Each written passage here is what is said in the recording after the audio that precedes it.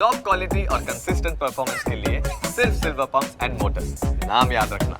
તે જ રીતે સંભલમાં જામા મસ્જિદ બનાવાઈ, હરિહર મંદિર હતું. એટલે હવે હિન્દુઓએ કોર્ટમાં ગયા ને અપીલ કરી કે ત્યાં ફરી મંદિર બનવું જોઈએ. એટલે જ્યારે સર્વે કરવા આવ્યા હતા તો એમને શા માટે પથ્થરો ભેગા કરી રાખે? આ આખી મોડસ ઓપરેન્ડી છે. હવે મુસ્લિમ પક્ષના જ કેટલાક લોકો છે કે જેમના ઐતિહાસિક દસ્તાવેજો છે ને તે એમાં છે કે આ મંદિર છે. જેમ કે આ મંદિર કોણે તોડ્યું હતું? કે બાબરે તોડાવડાવ્યું હતું. હવે બાબરનામામાં બાબરના બધા કૃત્યો છે, તો બાબરનામામાં ઉલ્લેખ છે કે આ મંદિર હતું. કુશનભાઈ, ઠંડી વધી ગઈ છે નહીં? બિલકુલ બિલકુલ. પણ આ ઠંડીમાં ઉત્તર પ્રદેશની વાત કરીએ તો ઉત્તર પ્રદેશના સંભલમાં ગરમી વધી ગઈ છે અને 4 જણાના લગભગ, એટલે 4 જણા ને, લગભગ 4 જણાના મોત થયા છે. તો આ મને એટલી ખબર છે. હવે આગળનું મને કહો કે આ જે આખી બબાલ હતી એ શું હતી અને કેમ થઈ હતી ને શરૂઆત કેવી રીતે થઈ? એકચ્યુઅલી આપણો ઇતિહાસ જોઈએ ને તો મુસ્લિમ આક્રાંતાઓ આવ્યા આપણા ત્યાં, હુમલાખોરો આવ્યા, એ લોકોએ આપણા મંદિરો તોડ્યા. બેઝિકલી એ આપણા મંદિરો હતા, મંદિરો તોડીને ત્યાં મસ્જિદ બનાવી.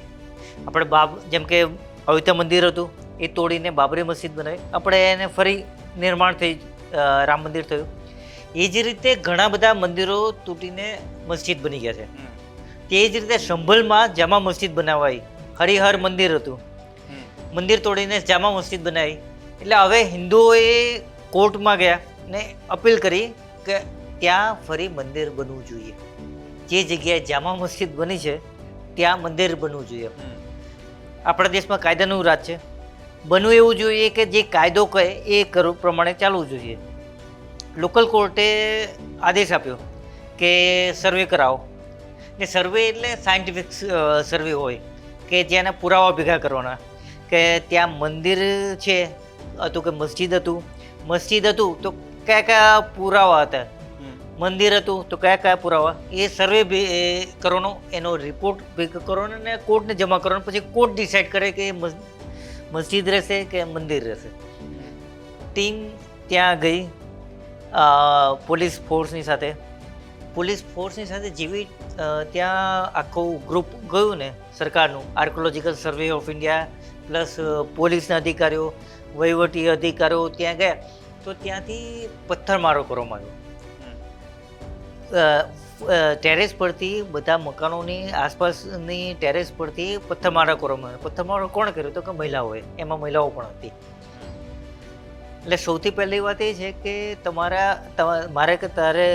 તમારા ઘરે ટેરેસની ઉપર પથ્થરો ભેગા કરવાની જરૂર પડે. પથ્થરો ભેગા કરવાને આપણા કોઈ મોટાભાગના લોકોને જરૂર પડતી નથી.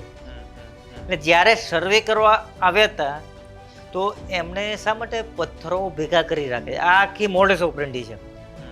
તમે સમજો કે વેપન, હથિયાર, તમે કોઈ પણ તમંચો કે ગન કે રિવોલ્વર કે તલવાર કોઈ પણ હોય તો એનો યુઝ થયો હોય તો કોર્ટમાં પ્રૂવ કરવું પડે કે એ આ તલવાર. હવે 50 જણ એક સામતા પથ્થર ફેંક્યા હોય ને એમાંથી એ 4 જણ મરી ગયા હોય, મોટા ભાગે 20 પોલીસ જણને ઈજા થઈ છે, પોલીસવાળા છે, તો એ હવે એ કઈ રીતે પ્રૂવ કરવું કે કયા પથ્થર કોણે માર્યો અને આ પથ્થર વેપન છે એ કેવી રીતે પુરવાર કરો?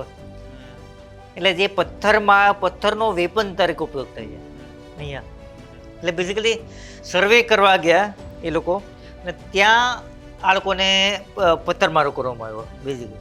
એટલે ત્યાં એને લઈને વિવાદ છે ને આજની તારીખે અત્યારે પણ ત્યાં ભરેલો અગ્નિ જેવી સિચ્યુએશન છે. હા, ઠંડી છે. હા, બિલકુલ. હવે બીજી વસ્તુ કે પુરાવાઓનું શું? સર્વે તો કરવા ગયા હતા તો એવા કોઈ પુરાવાઓ મળ્યા છે ખરી કે આ મંદિર છે, મસ્જિદ છે, શું એનું શું? બેઝિકલી અત્યારે પુરાવા છે ને આ સર્વે કરશે એટલે સર્વેમાંથી મળશે, પણ આપણે કેટલાક ઇતિહાસમાંથી કેટલાક સંદર્ભો લેવા પડે. હવે આપણે તો એમ કહીએ કે મંદિર છે, મુસ્લિમ પક્ષ એમ કહેવાનું કે મસ્જિદ છે. હવે મુસ્લિમ પક્ષના જ કેટલાક લોકો છે કે જેમના ઐતિહાસિક દસ્તાવેજો છે ને તે એમાં છે કે આ મંદિર છે. જેમ કે આ મંદિર કોણે તોડ્યું હતું? કે બાબરે તોડાવડાવ્યું હતું. હવે બાબરનામામાં બાબરના બધા કૃત્યો છે, તો બાબરનામામાં ઉલ્લેખ છે કે આ મંદિર હતું હમ ને એને તોડીને જામા મસ્જિદ બનાવી એ બાબરનામામાં ઉલ્લેખ છે. ઓકે એટલે એક વાત તો ક્લિયર થઈ ગઈ, એ મંદિર હતું. આ મંદિર હતું.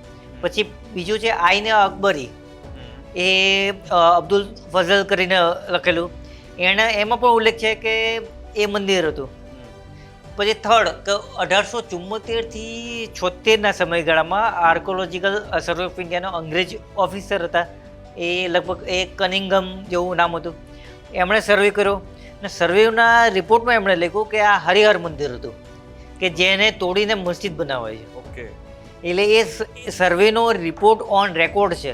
અંગ્રેજોએ જે રેકોર્ડ બનાવ્યો છે ને તે બહુ પરફેક્ટલી રેકોર્ડ પર લખેલું છે કે આ મંદિર હતું ને એને તોડીને મસ્જિદ બનાવે છે.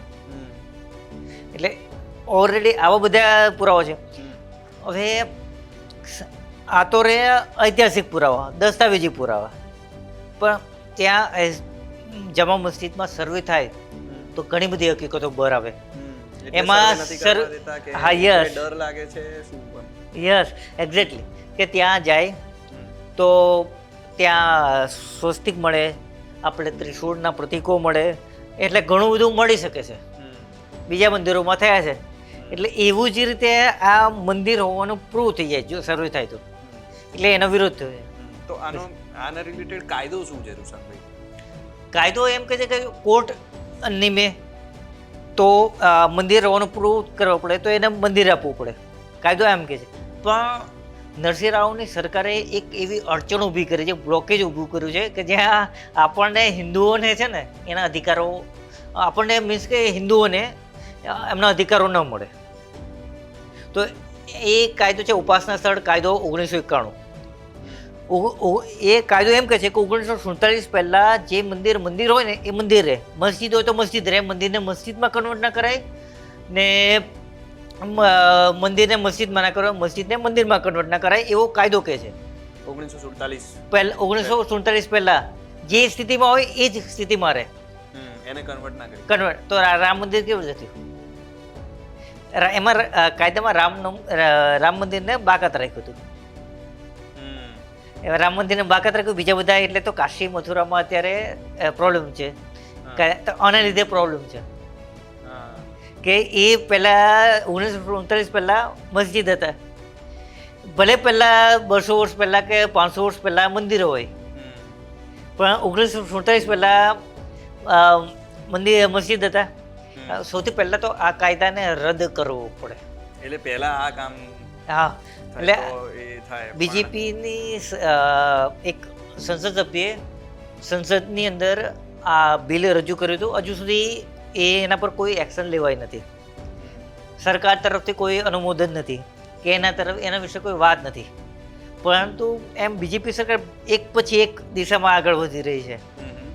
એટલે આવો કાયદો આવી શકે છે. જો આ કાયદો હટી જાય ને 1991 ઉપાસના સ્થળ કાયદો હટી જાય ને તો કાશી મથુરા બીજા અનેક મંદિર મસ્જિદના વિવાદો છે ને તો ઘણા બ્લોકેજ દૂર થઈ જાય, એટલે નિવડો જલ્દી આવશે. પછી શું થાય કે સર્વે કરવાનો ને એમ પ્રૂવ થઈ જાય કે આ મંદિર હતું પહેલાં ને મંદિરને તોડીને મસ્જિદ છે તો ત્યાં મંદિર બની જાય, હિન્દુઓને સ્થળ આવી એ જાય. બિલકુલ. એટલે એટલે આપણે નરસિંહ રાવ સરકાર લાવે છે. એટલે એ બેઝિકલી વાત છે કે આ ભારતમાં હિન્દુઓની બહુમતી છે ને હિન્દુઓને એમના અધિકારો માટે લડવું પડે. રામ અને કૃષ્ણ આપણા હિન્દુઓના આરાધ્ય દેવ છે. હવે એમની જે બેઝિકલી રામ અને કૃષ્ણની ભૂમિ છે તો એમના માટે લડવી પડે, એવું દુનિયામાં બીજે ક્યાંય નથી થતું. એટલે એ આપણા it's happen only in India, આપણે ત્યાં થાય છે આ રીતનું. હવે આ જે છે સંભલ મંદિર, મારે જરાક એનું મહત્વ જાણવું છે કે એનું શું મહત્વ છે? સંભલ મંદિર કોણે બનાવ્યું ને તો એનો જુદા જુદા રેફરન્સીસ આવ્યા છે ઇતિહાસમાં. કોઈ એમ કહે છે કે ક્યાંક રેફરન્સ એવું છે કે વિશ્વકર્માએ બનાવ્યું ભગવાન, ક્યાંક એવું કહે છે કે પૃથ્વીરાજ ચૌહાણે બનાવ્યું છે. એટલે જુદા જુદા મંદિરો. પણ સૌથી રસપ્રદ વાત એ છે કે સંભલ મંદિર ભગવાન કલ્કીને સમર્પિત છે. ભગવાન કલ્કી જે અત્યારે અવતાર આવવાનો બાકી છે ભગવાન વિષ્ણુનો, અને એને સમર્પિત આ મંદિર છે, હરિહર મંદિર. ભગવાન વિષ્ણુના 10મા અવતાર. એટલે કલ્કી અવતાર ક્યારે અવતારવાનો છે એને લઈને પણ જુદા જુદા મત વિસ્તાર છે. કે એક મત એમ કહે છે કે 2025માં અવતરશે, ને એ પણ સંભલ ગામમાં. ને બીજો મત એમ કહે છે કે સંભલમાં જ છે, પણ 3 લાખ હજુ ઘણા હજારો વર્ષો બાકી છે. 3,45,000 જેવા વર્ષ બાકી છે. એટલે કલ્કી હિન્દુ માન્યતા મુજબ કલયુગનો અંત આવશે, એ પછી કલ્કી અવતાર જન્મશે. એટલે એક માન્યતા એવી છે કે 2025માં કલ્કી અવતાર સંભલમાં જન્મ લેશે. એ જ મંદિર એમના સમર્પિત સંભલમાં મંદિરમાં અત્યારે આ બબાલ ચાલી રહી છે. એટલે હા, 2025 પહેલા ખબર નથી. આપણે જો કેટલાક સંતો માને છે, કેટલાક સોશિયલ મીડિયા પર કેટલાક લોકોએ લખ્યું છે કે ભગવાન અવતારે ને એના પહેલા તોફાન આવે, એટલે એના પણ આ પાઠ હોઈ શકે. તોફાન ચાલુ થઈ ગયું છે. આખી તમે એંગલ અલગ લઈ લીધો, કલ્કી અવતારનો એંગલ લઈ લીધો. પણ આમ બીજા મસ્જિદની આપણે વાત કરીએ તો શું લાગે છે? ઓલો કાયદાની તો વાત તમે કરી લીધી પહેલા, પણ સર્વે થવો જોઈએ. સર્વે તો થવો જોઈએ મારા દ્રષ્ટિએ. એક કરવા જાય તો પથ્થર મારો કરે. હા, સર્વે કરવા પથ્થર મારો. વારાણસીમાં પણ એવી જ સ્થિતિ હતી. ત્યાં પણ બહુ જ તંગદિલી મસ્જિદ હતી. ત્યાં અંદરથી ઘણા બધા ચિહ્નો મળ્યા છે આપણને વારાણસી મસ્જિદની અંદર, શાહી ઈદગાહ મસ્જિદમાં. તો ત્યાંથી પણ એ પણ બહુ વિવાદ ચાલે. કૂવાની અંદરથી શિવલિંગ મળ્યું છે, ને એને હિન્દુઓ એમ કહે છે કે શિવલિંગ છે, મુસલમાનો એમ કહે છે કે ફુવારો છે. એટલે આવું ઘણી બધી સર્વે થશે ને તો આવું ઘણી બધી હકીકતો બહાર આવશે. ને આ લોકોએ શું કર્યું કે મુસ્લિમ આક્રાંત મંદિરો તોડીને મસ્જિદો બનાવી ને તો બહુ જ ઉતાવળમાં બનાવી છે. આખું જમીન દોસ્ત કરી નથી બનાવ્યું. એટલે શાહિદગાહ મસ્જિદમાં તો એક દિવાલ આખી છે ને એ હિન્દુ ધર્મના પ્રતીકો છે. એ મસ્જિદની દિવાલ પર હિન્દુ ધર્મના પ્રતીકો છે, એના સ્તંભમાં હિન્દુ ધર્મના પ્રતીકો છે. એટલે એ લોકોએ શું કર્યું કે પિલર છે ને મેઇન દિવાલો છે એને બધું અકબંધ રાખ્યું છે, બાકી બધું ચણી લીધું છે. ને મંદિર મૂર્તિઓ તોડી છે, પ્લસ શિવલિંગો તોડ્યા છે. એ રીતે આખું એ શું કે મંદિરને મસ્જિદોમાં કન્વર્ટ કરી છે. એટલે આ સનાતન ધર્મ સંભલકર જાઓ, સંભલકર એટલે એ રીતનું અત્યારે બહુ કોમ્યુનલ રાઇટ્સ સિચ્યુએશન ઊભી થઈ રહી છે, પણ ન થવી જોઈએ. મારું માનવું છે કે કાયદાને છે ને કાયદાનું કામ કરવા દેવું જોઈએ. તમે એટલીસ્ટ બીજા કશામાં નહીં તો ભારતના બંધારણ અને કાયદામાં વિશ્વાસ રાખો. વાત સુપ્રીમ કોર્ટ સુધી જશે. અલ્ટિમેટલી તમારી પાસે સુપ્રીમ કોર્ટ સુધી જવાનો અધિકાર છે તમને.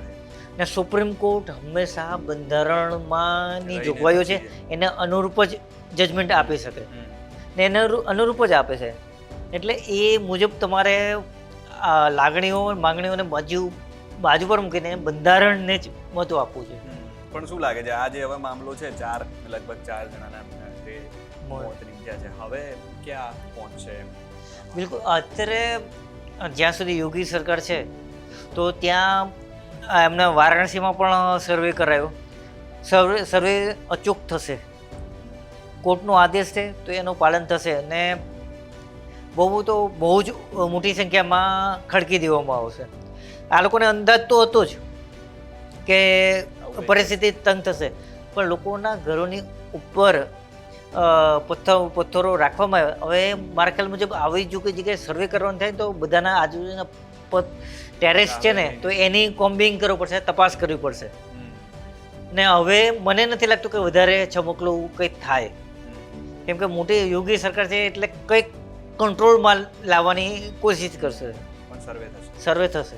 ઓકે, તો આ જો તમે આખો મામલો, હજુ ઘણા મારા જેવા હશે જેમને સંભલ હિંસા સાંભળતા હશે, પણ આખો મામલો જે શું હતો, બબાલ કેવી રીતે થઈ ને શરૂઆત કેવી રીતે થઈ હતી અને હવે કેટલે સુધી પહોંચે, એ આખો મામલો સરસ રીતે સરળ ભાષામાં રૂશાંગભાઈએ સમજાવી દીધો છે. પણ આપણે એવી આશા રાખીએ કે હવે આવા પ્રકારની તંગદિલી જે સર્જાય છે, જે બબાલો થાય છે, ના થાય અને શાંતિથી સર્વે થઈ જાય. નમસ્કાર.